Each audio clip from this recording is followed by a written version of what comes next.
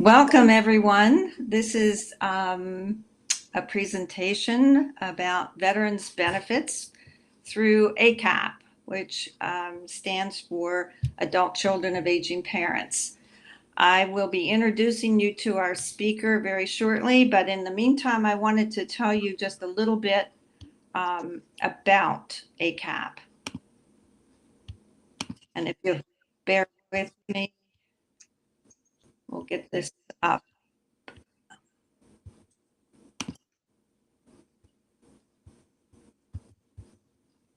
Or not.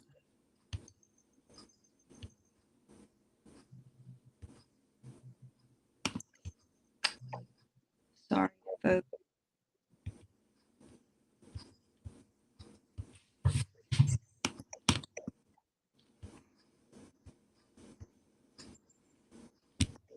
Okay.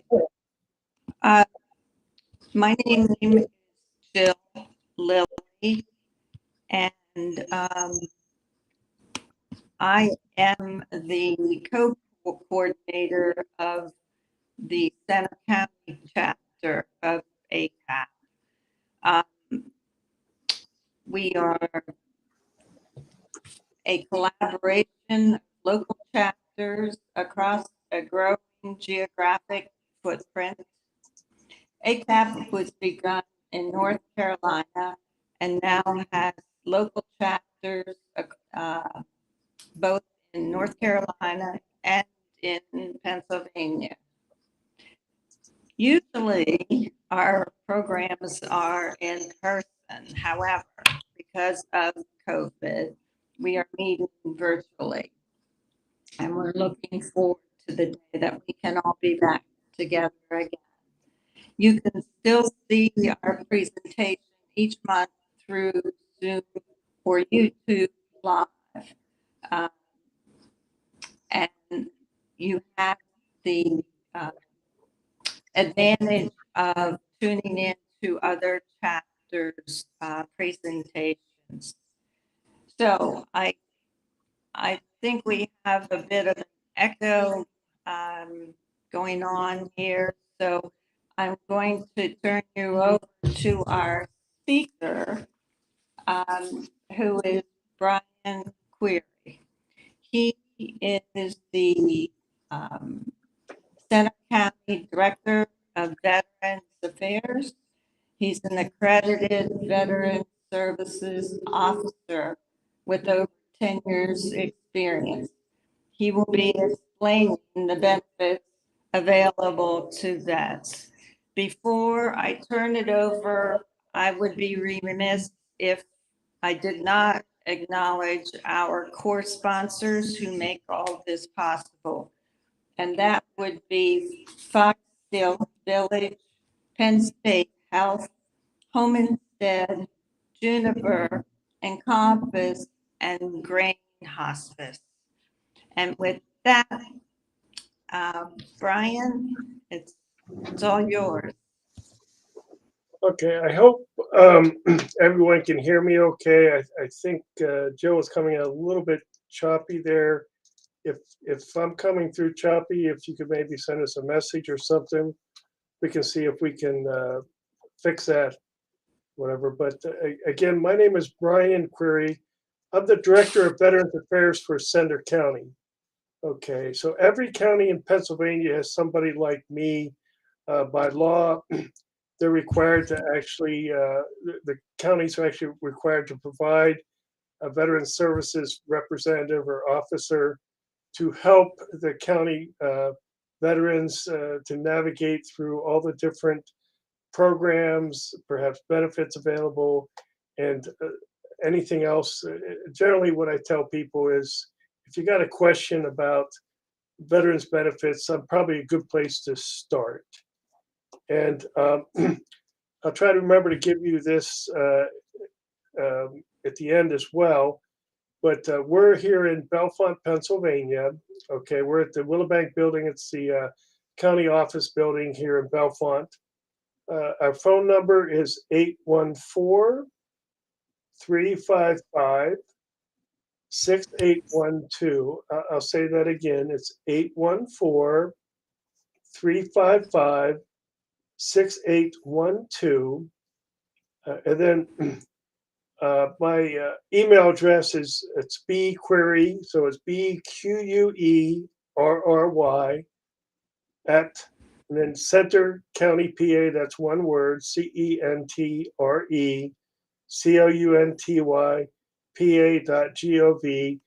And if you just do a search for the Center County Veterans Affairs, you can find our website. You can find our some information probably about what I'm talking about tonight, and also the best way to contact us on that.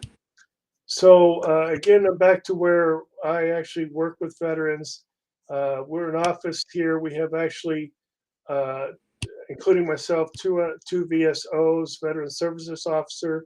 We do have another person that works in the office that does a lot of the different programs and things like that. But when we're talking about a Veteran Services Officer, that's somebody that can help you file claims. We're accredited. We go through training every year. And our accreditations is with the Pennsylvania Department of Military and Veterans Affairs for Pennsylvania. They're out of Annville, down near Harrisburg on that. If you want to, please go ahead and if you have some generic questions, we could talk about those. You can probably send those into the chat to us, and I'll try to pay attention to that. And Jill will go ahead and maybe give me a heads up too on that. I would probably suggest, though, if you have very specific questions about, the person you're here want to discuss, an older, adult, either a parent or a spouse or somebody like that, it might be best to call me or contact me via email, because a lot of these things that we're going to talk about are generic. And what you'll find out with the VA, there's a lot of different ways to get things done. There's kind of the standard way, but there's usually a lot of different. Oh, by the way, or if this happens, we can go this route. And there's a lot of different things that may play into each specific person, and which may not be relevant for the other person on that. So, so generally, when we talk about the VA, there's the Veterans Benefits Administration, or the VBA. There's the Veterans Health Administration, the VHA, and it's actually the Cemetery Association. So the VA actually runs National Cemetery. It's actually NCA. There are various national cemeteries throughout throughout the states. On this one, we have two in Pennsylvania. One, actually, I think three. One near Philly as well, but one's near Annville. There's one out by Pittsburgh. And as a veteran, uh, as long as they have an honorable discharge and the requisite time in service, they can be buried there at no charge on that. The and I'm not going to talk much more about the cemetery side of it. The healthcare side, basically, I'm going to kind of jump over that fairly quickly. But basically, to get services through the VA, if we're talking healthcare, you have to be enrolled in VA healthcare. A lot of times I get people call me up and say, I want to get hearing aids through the VA, which is a great deal if you can get them. But you have to be enrolled in the VA. The VA won't just give you hearing aids. You have to qualify. And what you'll find out is, like most government entities, if you want to do something in the VA, there's a form for that. So you want to put a form in. Again, that's where we come into play at our office. We can help you with the forms. Yes, you can find them online and probably do them yourself. But once in a while, there's some things that may not be readily apparent when you're reading through the form. So I would always suggest, even if you want to start filling it out, if you have any questions, call us, or maybe just ask us, can you look this over before you submit it or something like that. So to get into VA healthcare, there are basically two main ways to get into VA healthcare. The main way being is that you're a veteran, you have the time in service, and generally speaking, before 1980, we're talking just like 90 days of active duty time on that one. After 1980, they did do a 24 continuous months. Not so much that's something we can figure out when you call us, but just be aware of there are some potential requirements as far as your service time to get into VA healthcare on that. And again, we want to look at a case by case basis because there may be another way, even if you don't have the requisite service time, but we can get you into healthcare on that. So you have that time in the service. And then if you have a what they call a service connected disability, and that's basically what we're saying there is you have a current diagnosis, you know what I'm saying, that somehow you can relate to your service or it's linked to your service. It's service connected. And generally, what we're talking about, let's say, you wrenched your back out, you hurt your back when you're in the service, you have treatment records for that, and you've been kind of having problems with that back ever since you've gotten, out. You got a record of that. You got on that, and so you can, show that it's very service connected. So can you put in a claim for that? You the VA then looks through everything, probably have you see a doctor to verify that you do have a current diagnosis, and a doctor will probably also provide that linkage or discussion on how it's related to your service connection. And I do see a question up there. Uh, Basically, healthcare is for the veteran. Okay, so the spouse will not be able to go into VA healthcare on that one. So the healthcare side, what we're talking about is to get that service, you have to be the veteran to qualify for it on that. Now, so basically, then if you have a service connected disability, the VA by law has to treat you for that. And no matter what your income is, actually, no matter what your time in service or something like that, if you have a service connected disability, the VA will treat you for that. And generally speaking, if you're in the VA for a specific condition, you're also they'll see you for other things as well on that one. Now it may not be free. There may be some copays and things with the VA. And interestingly, what they may do is they will probably ask you, do you have other health insurance when you sign up for it? Because sometimes that other health insurance, and they have to do this by law, will actually pay those copays. So it may turn out to be that you won't have any payments to the VA because your insurance is picking it up and essentially be free to you on that. In addition to if you have a service connected disability, then you also, they do allow you to get in based on your income. And that's generally based on kind of the cost of living for the area that you're in, the COLA here. And the cost of living here in Center County, in the center region, is fairly high in comparison to some of the other counties or some of the other areas, which are much more rural. So generally, again, now we are talking about gross household income. So in this case, even though the spouse may not get into the healthcare to get the services, unfortunately, her income will count against the eligibility for the veteran on that. And generally, we're talking in this area, it's somewhere in that $50,000 to $60,000 range.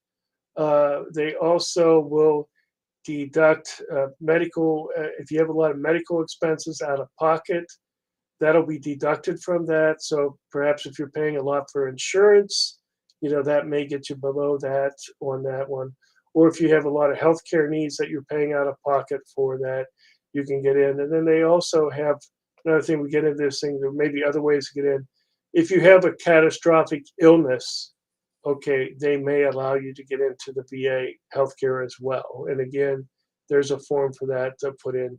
I have been able to sometimes, if you have somebody with dementia that has a lot of requirements and needs, uh, so from there we would go on to seeing if we could put you in and get you on there. The question came in. Uh, the income, everything I talked to you about today here is the same for other counties and outside of this. I apologize. I was thinking more this was for Center County, but however, the income could either be lower or higher. You know what I'm saying, as far as the qualification for that. Probably if you live down in the Philadelphia area or Pittsburgh in a bigger city, the income limit would be higher. If you live maybe in Clinton County, Huntington County, a more rural area, or even in another state in a more rural area, the income might be a little bit lower. And again, you can look that up online, but usually I would just say if you're probably in that 40, 50, or $60,000 range, put in your request and to see if you get into VA healthcare. A lot of times the question comes up is, well, gee, if I get into VA healthcare, how does that affect my eligibility for my other? Do I have to only go to the VA? Can I still use my regular doctor? And the answer is yes.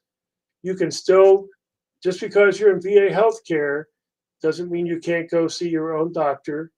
Uh, and in fact, probably the best way really to think about VA healthcare as healthcare, not really health insurance, meaning to take advantage of it.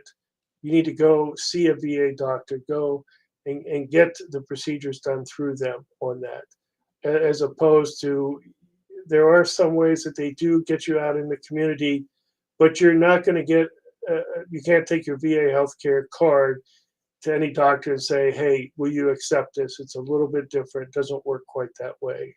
So your really best bet is to think of VA as healthcare, not health insurance, meaning that to take advantage of it, you really need to go and see the VA doctors and seek the treatments through the VA on that.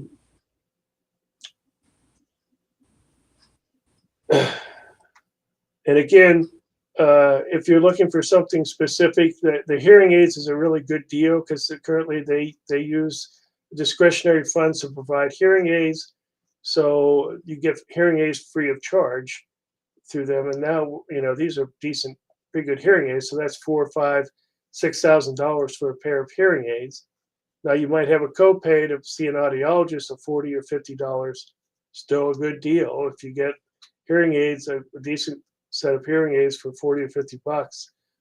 It's well worth your time and effort to get involved with that. On that. That's pretty much all I'm going to talk about healthcare right now. So in the benefits side now, there are a couple different, there's actually two main programs when we're talking benefits. And when I'm talking benefits, excuse me here, I'm really talking money and payments on that. I mean, there may be some other benefits that we're not going to have time to go through here, but for the rest of the time, I'm really going to be talking about ways you can probably get some benefits and some money. And for an older adult, perhaps that, it might be into a assisted living facility or have a lot of out-of-pocket expenses and things, it might be very useful for them to be able to get this additional income coming in. So the first thing we're going to talk about is compensation. And this goes back to when I said you have a service-connected disability on this one. So this is basically you have a current diagnosed condition, okay, that somehow you can relate to your service. Go back to talk hearing, okay. They have lightened up the requirements a little bit there. As long as you can get the VA to concede that you were exposed to high noise levels while you were in the service, okay, and that you didn't have, and perhaps you, even if you didn't have ideally, when you got out of the service, you would have a audiology exam that would show that, oh, by the way, you had hearing loss. You know what I'm saying? It's very definite. You went in, you had good hearing. When they got it, they gave you your exit exam evaluation or health exam. They found out your hearing was pretty bad. You know what I'm saying? That would be service connected. A lot of times, some of the older vets, when we start talking back in the 60s and maybe even somewhat in the early 70s, they may have gotten out. Hearing wasn't looked at as quite as strongly as what it is now. So they may have gotten out without having a hearing test on that one, or they talk about a whisper test where some guy stands behind you and whispers some words, and if you could hear him okay, oh, you passed, those kinds of things. Not really the best, type of testing and things like that. So they will look at that. So if you have hearing loss now, okay, they can see that you were exposed to high noise levels when you were in the service. The big things would be, if you were in the Air Force, you were on the flight line working around jet aircraft, those types of things. You know what I'm saying? And as long as perhaps you don't, and then the ideal thing would be is perhaps you were a teacher or somebody not around a lot of noise, worked in a bank or something like that after you got out of the service, and you have hearing loss now was pretty significant. The audiologist would take all that into account, and then based on sometimes the frequency loss and different things, they could still potentially get you service connected, and the linkage would be your exposure to the high noise levels while you're in the service, and that would get you the service connection on that.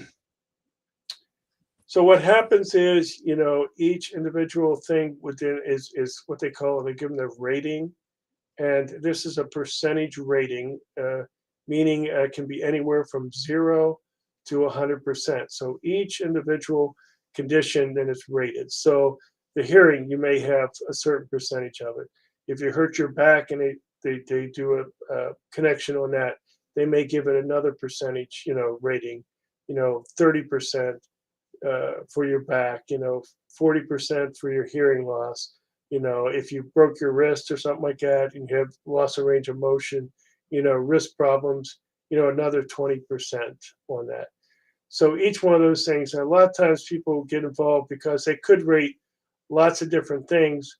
And when you start adding up, straight summing up those percentages, they could, add up more than 100%. But you got to remember, we're talking percentages. You can't be more than 100%.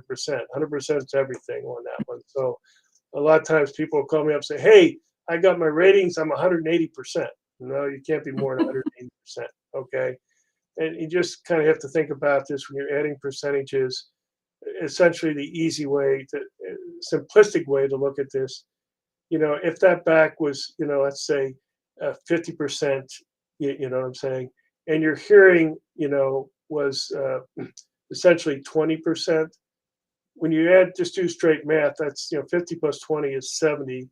But in essence, of what happening is you have the 50% for the back, you have the 20%, for the hearing, but in essence, it's 20% of the remaining 50. So it's really only 10%. So your overall rating would be 60 by 70 on that. So not something you really have to remember. It's just that your percentage ratings, won't equal to more than 100%. But the key thing here is that then when they do the combined percentages for your overall rating, you will get payments for that. You'll get compensation payments. And this actually goes back to, the Revolutionary War, Civil War. The idea thought then, generally back then, if, you got wounded, you know what I'm saying? You probably lost an arm or a leg, so, I mean, it was pretty much, back then they just didn't have the healthcare and the different things like that. So, and so the thought process here is, hey, if you lose an arm or a leg, you've lost your ability to support yourself, due to, go back on the farm, to do some hard work and things like that.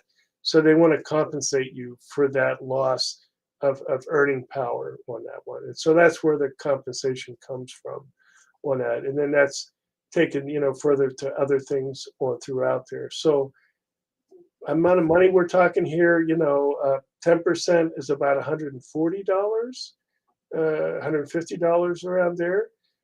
Clear up if you're 100%, that's over $3,000 per month that you can get on that. There's added amounts in there for number of dependents you have. There are some special military compensations that you can end up being more than $3,000, but still we can get some significant amount of money this way on that. So again, if you have an older adult parent or a spouse or somebody that that that they say, well, when I came out of the service, I was in the artillery, I couldn't hear anything, my ears have been ringing ever since then. You have to yell at them, to get their attention. they could probably get, service connection on that. So that would be a way to get them some money on this one. This money payment is not taxable. It has no relationship to how much money you make. You know what I'm saying? If you qualify for it, you get paid it. You know what I'm saying? It doesn't matter whether you're making, $10 a month or, $100,000 a month. You will still get that payment on that one based on your rating, and that's it being service connected on that. There are a couple other things I'm going to talk about very briefly on this one. When we talk about the connection, there are some ways that they do it that they can presumptively connect your disability, and I would think that a lot of people probably know about being in Vietnam, for the vets that were there, and the use of Agent Orange as a defoliant. And it was so widely used there. We're talking millions of gallons just sprayed pretty much almost indiscriminately in the jungles and around the bases and throughout Vietnam on that one. So basically, what they've found is that the benzene and the different chemicals in that it has a very big impact on what you potentially things that you can get, and they will presumptively, and there's more than just this list on this one, but uh, ischemic heart disease, we're talking there if you have some blockages around your heart, or coronary artery disease, if you have diabetes, if you have prostate cancer, lung cancer, bladder cancer, Parkinson's disease, those are the big ones, okay? If you actually have a heart attack. So the idea being, especially if you know that the veteran we're talking about, was on the ground in Vietnam, okay, or they just now added if they were even in the Navy and they were within 12 nautical miles of Vietnam, okay, the VA will concede their exposure to Agent Orange. If they get a diagnosis for one of these diseases, and there's some other cancers and some other things as well in here, if they get a diagnosis, the VA will presumptively service connected, and they will get payments for that. They will get into VA healthcare, so it will open a lot of doors for them on that. For those people, the Marines here, or the people that you're aware of, or you're working with, your parents or spouses or whatever, if they were in Camp Lejeune from 53 to 87, that time frame, there was contaminated water. And again, it's somewhat benzene related. They had contaminated their water on that one. So, and the things we're looking at there is if you have like any kind of adult leukemia, a bladder, kidney, liver, uh, type cancers, non-Hodgkin's lymphoma, Parkinson's disease, those kinds of things. Again, if they can show that they were at Camp Lejeune, uh, and actually they go for 30 days or more, and they have a diagnosis for that, then the VA will presumptively service connect them, and they will end up getting payments. They will get into VA healthcare. It will open a lot of potential things for them that may be helpful due to their current needs and requirements on that. And we are getting, Gulf War, some vets now are getting into their 60s. Uh, so there's a lot of different conditions there, and there's a lot of things that are playing in there. So probably there are some presumptive conditions, but it's kind of difficult to really talk about those, other than they just said if they have respiratory issues, or if they have some undiagnosed conditions. For some reason, they have pains and aches, IBS, and those types of things. They can presumptively get service connected if they can show that they were in the Gulf or Afghanistan for any length of time during those wars on that. One other thing is somewhat related to compensation. It's called dependency and indemnity compensation. And this is basically where um, if you have the veteran and they would die from a service connected disability. Okay, let's go back to the they had bladder cancer. You know what I'm saying? We had a vet that was in Vietnam. Okay, the VA, conceded exposure to Agent Orange. He got diagnosed with bladder cancer. The VA presumptively service connected that. Therefore, and then the veteran subsequently dies from either from directly from the cause of that or is a contributing factor to his death. The VA will pay you a compensation to surviving spouse, and it's called the uh, dependency and indemnity compensation, or DIC. Amounts we're talking there are they start out at right around $1,400. Okay, and they're also indexed based on the medical needs of the surviving spouse, and it could go up to close to $2,000 a month on that one. There's some other things that play into there on that as well.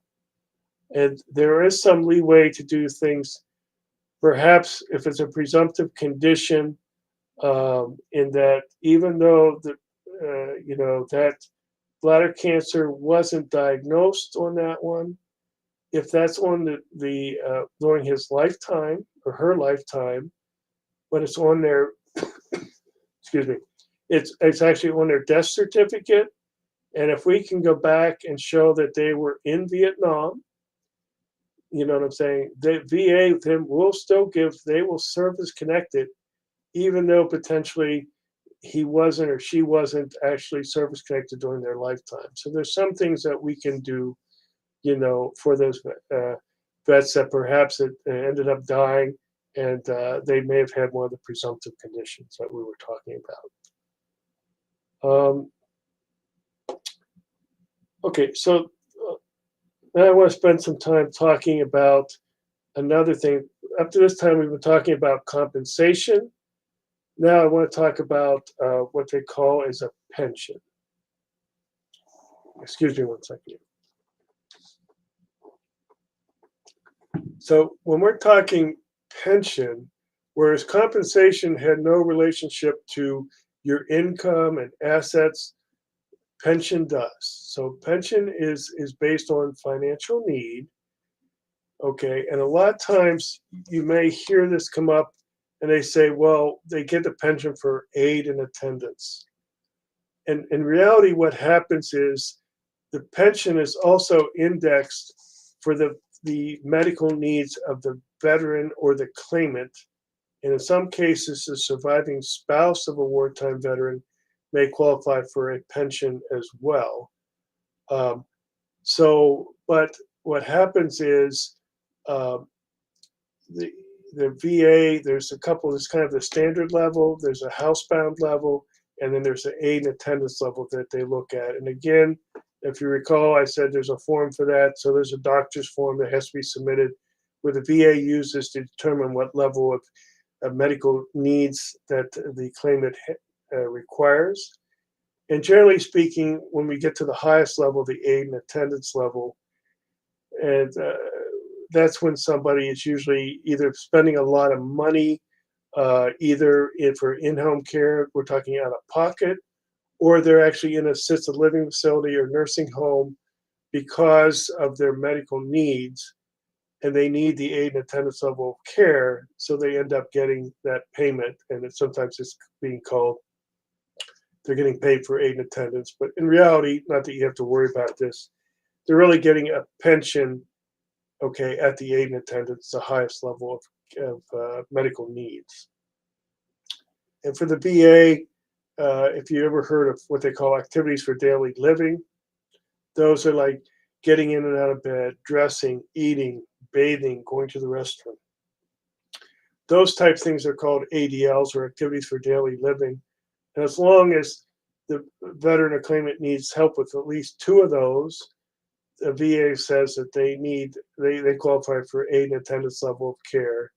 There's also kind of a custodial care require or potential qualification here. And generally, we're talking now custodial in that if normally we're talking they have some sort of a memory issue or dementia, where because of these memory issues, they need somebody kind of overseeing what they're doing, perhaps in their day to day, moving about and doing different things, because they may wander off, or they may leave things on, or they may forget to turn stuff off, those types of things. So that would count as aid and attendance level care for custodial care on that.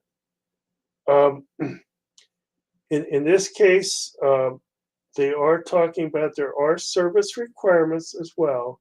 The main thing is that the veteran in this case has to be a wartime era vet, meaning it doesn't mean that he or she has to have been in combat. It just means that they have had to serve during a wartime era. And in actuality, World War II goes up to 46. Vietnam, I always have to look at this. It goes from 64, roughly 64 up to 75. And then we start talking Persian Gulf or Gulf War. We're really talking about 1990 and later. And that's ongoing for right now on that. Um, so as long as this case, so the veteran here has to have wartime era, and that just really is 1 day of service. If it's prior to 1980, they just have to have 90 days of service. After 19 days, they have to have 24 continuous months. Or if they were called up as a reservist or National Guard, they just have to have completed their full call-up period of time on that. So we look at that. Do they have the service? Okay. Now, in this case, the veteran can qualify for some payments, or the surviving spouse of that veteran can also qualify for a pension. The difference being is the amount of money that they might qualify for. The veteran, excuse me here.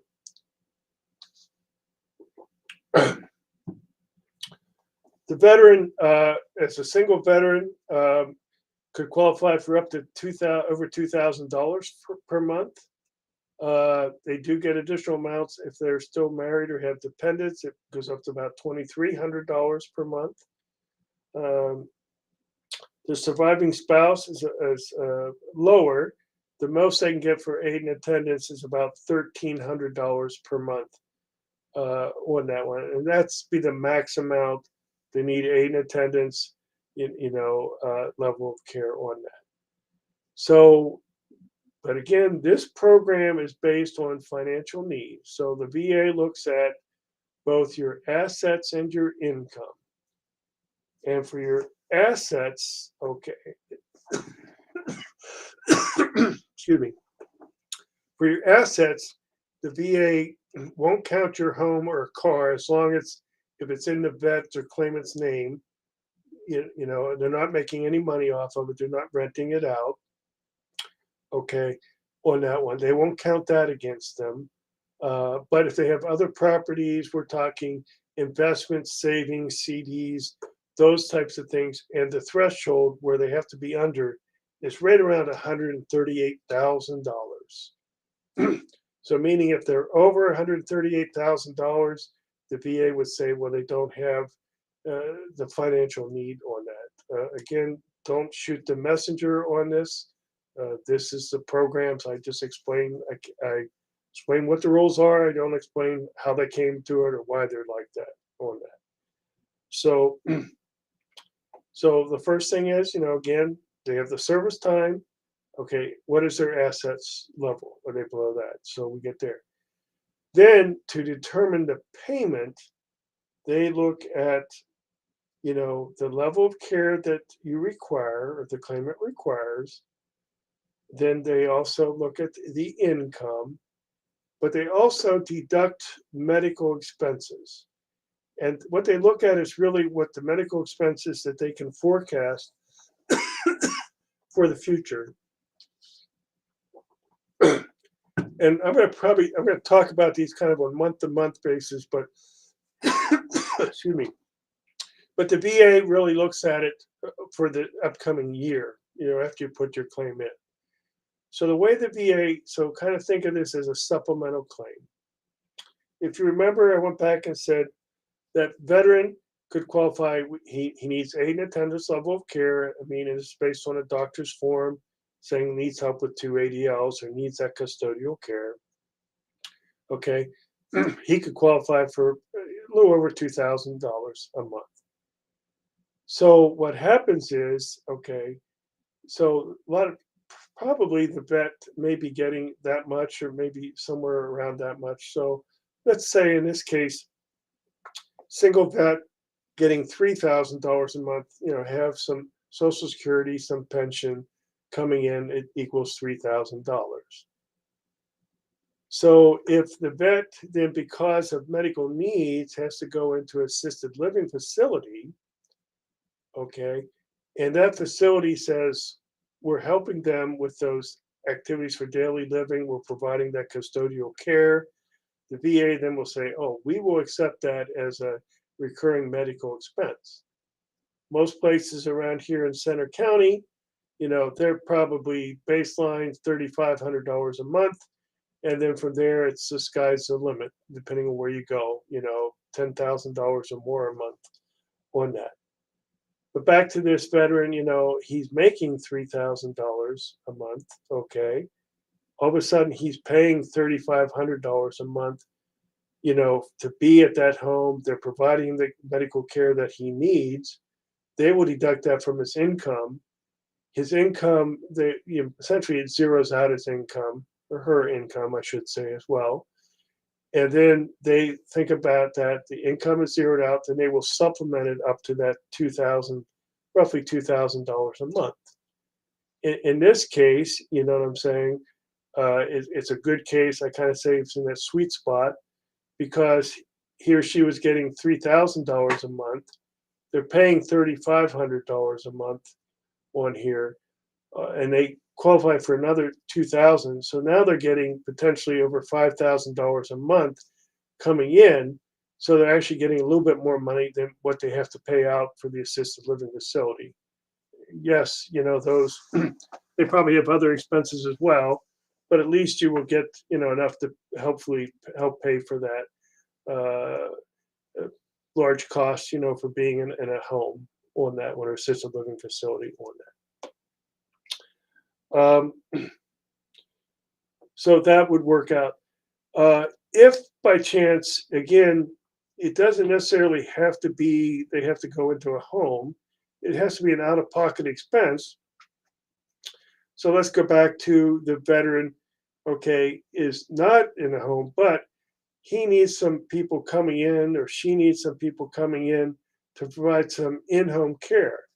So in this case, let's say, they're paying $2,000 a month. Now it's not quite this simplistic.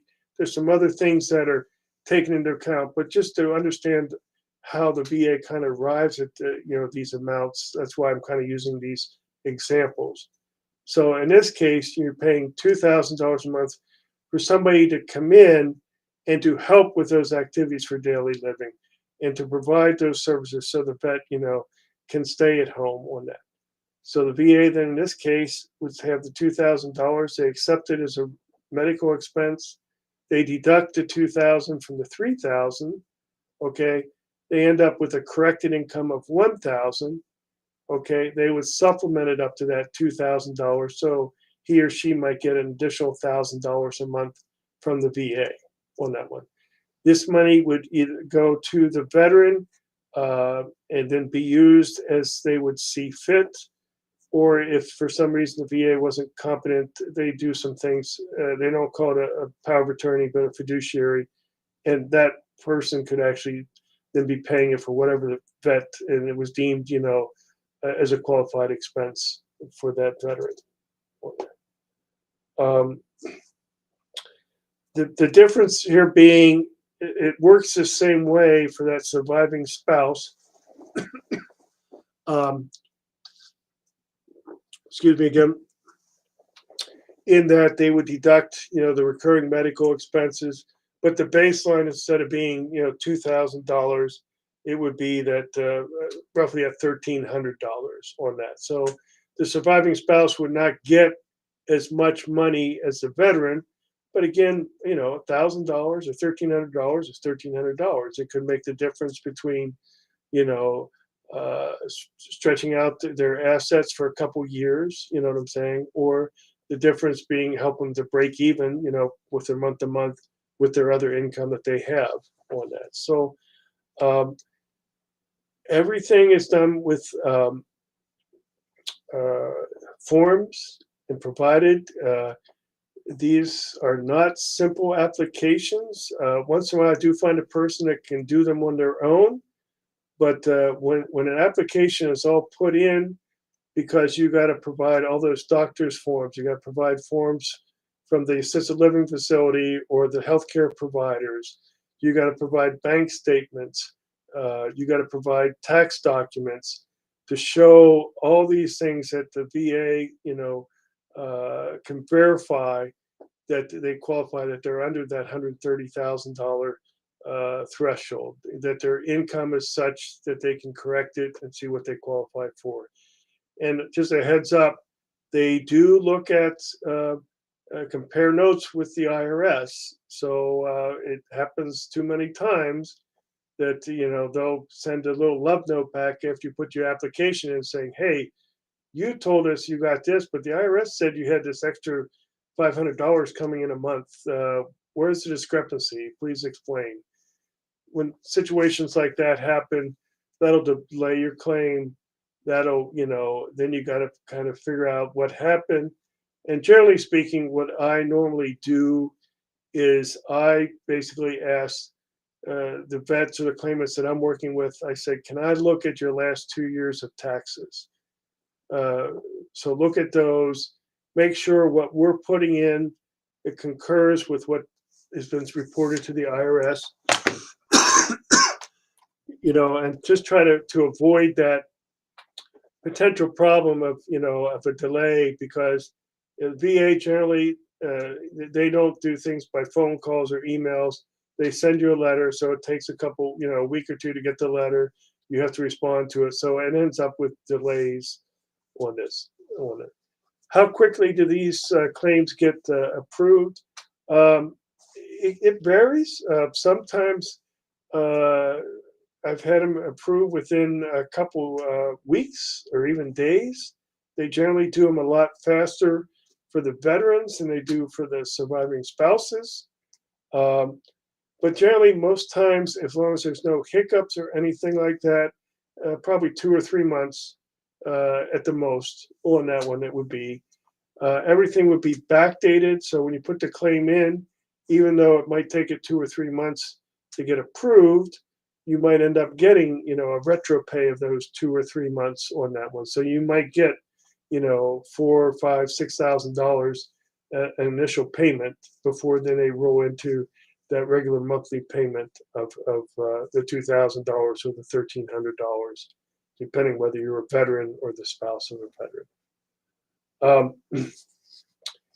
Again, um, things that you probably would want to be looking at um, to get together if you have somebody that you think be eligible for one of these programs. We're going to need to see their discharge papers. That's you may have heard the term DD 214. However, if they were in prior to the early 50s, they may have a different type of a discharge paper because each service had their own type of form on that one. And generally, what we're talking about, we're looking for a discharge paper that says essentially when did they go into the service, when did they get off active duty, how much active duty time did they get credit for, and what was their character of discharge. Meaning, they have to have an honorable discharge to be able to qualify for these programs. Unfortunately, if they have an other than honorable discharge or a bad conduct discharge, something like that, they won't qualify for this program. And I think it's kind of self-evident. You have to have an honorable discharge to qualify for these things. If we're talking, there's marriages and things like that, we would need to have marriage certificates. So I guess what I'm saying is you may want to start, probably should have these anyway, even if you're not going to apply for claims, if you do have somebody that is a veteran, discharged, your marriage certificate, your death certificate, especially if we're talking, that we're going to do something for the surviving spouse of a veteran, we would need to put in a death certificate to show that the veteran is indeed dead, passed on. And then, like I said, usually I like to see the tax returns. You know what I'm saying? To look over those so that we can verify, make sure that information we're putting in really concurs with what the IRS has. Because again, the IRS and the VA, they compare notes, and if there's any discrepancies or differences between what we put in and what the IRS has, it'll end up being a delay on your claim on that one. A lot of information that was put out here in a short period of time. Well, it doesn't necessarily have to be me. I mean, because I was reminded earlier that people, might not be in Center County uh, on that one. So if you're in Pennsylvania, actually, in pretty much in any state, uh, call your local county office. They pretty much every county in the states has a Veterans Affairs office, where they have qualified VSOs that can work with you, Veteran Services Officers. The different service organizations, VFW, the Disabled American Veterans Programs, uh, Vietnam Veterans of America, VVA, they also have Veteran Services Officers too that helps with these claims and things like that. I strongly, strongly recommend, no matter who you work with, but find a Veteran Services Officer that can help you get through manage the records you got to get together, that can help you fill out the forms, and they can even submit those for you, type things. Just because, again, like I said, these applications are fairly involved, and they're usually like 35 or 40 pages when it's all said and done to get submitted.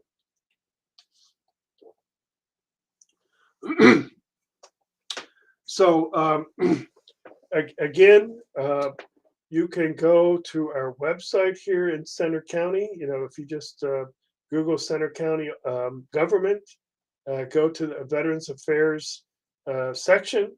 You can find more information there. You can also go to www.va.gov. They have, everything is in there. Sometimes it's a little hard to find out, but you can search for it.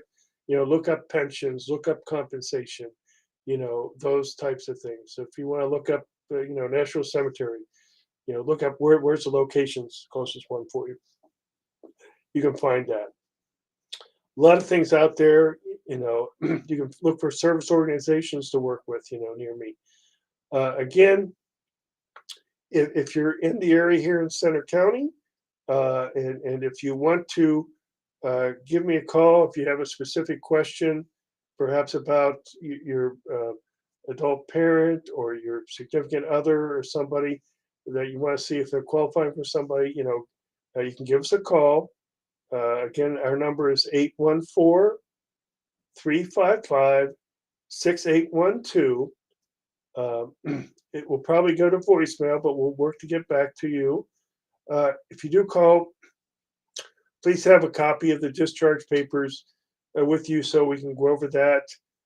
If we're talking about potentially applying for a pension, you should have a good idea of what assets do they have, what's in their bank accounts, where do they have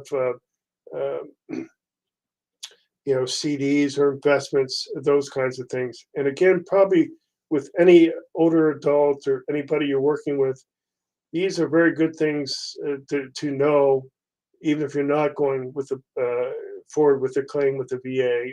Having gone through this with my parents and everything, it's much better to know this at the front end what their assets are, what banks they work with, where their accounts are, than trying to figure all this out by going through their files after they passed on. Unfortunately, it makes it tough if that happens to you. I don't think I see any questions here. I think I answered the questions as they came in. So I think I'm done talking for now. So Jill, I guess it's back to you. Thank you so much, Brian. We really appreciate all the information that you presented. And I hope people take advantage of your services. For those who have joined us this evening, we hope you found this information to be helpful. Our next presentation is April the 12th at 5:30, and it's called It's a Process, Managing Paperwork and Eligibility for Services. Somewhat similar to what Brian was just talking about, only not for the VA. So we hope you'll join us. If you would like to get on our mailing list, email list, go to www.acapcommunity.org and let us know to add your name to our database. So I think that's it for this evening. Hope to see you next month. Thank you. Thank you.